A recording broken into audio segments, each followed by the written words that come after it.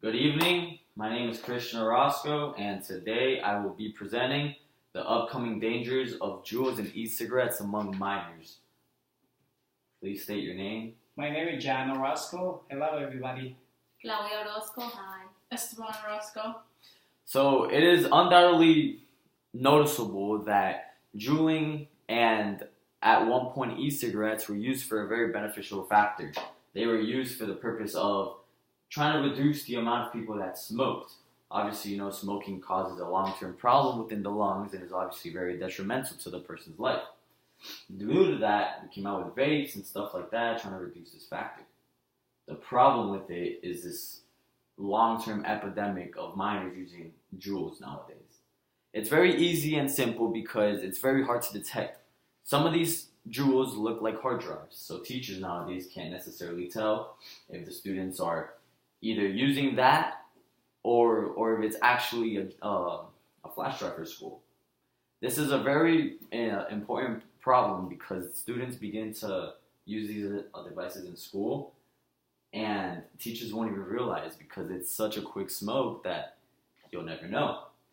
Another problem is that Juuls reduce the activity in the prefrontal part of the brain. Why is this important? Because with that, teens become more violent. And more violence is obviously not good towards society. Teens are supposed to have a normal life, but if they start reacting towards this Juul and start using it more often, then we're going to have problems not only socially in school, but also within the households. And nobody wants that. Minors in the first place shouldn't even be having that. And the last part that I would like to speak about is that this device is highly addictive.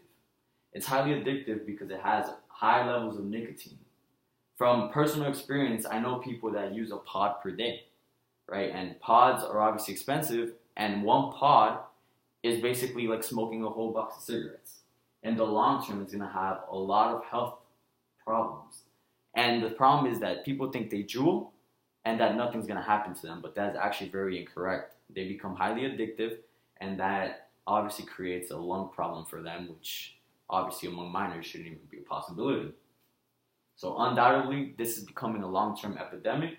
This should definitely be something that is solved because it causes problems among minors, more violence, and it's basically highly addictive. So that is all.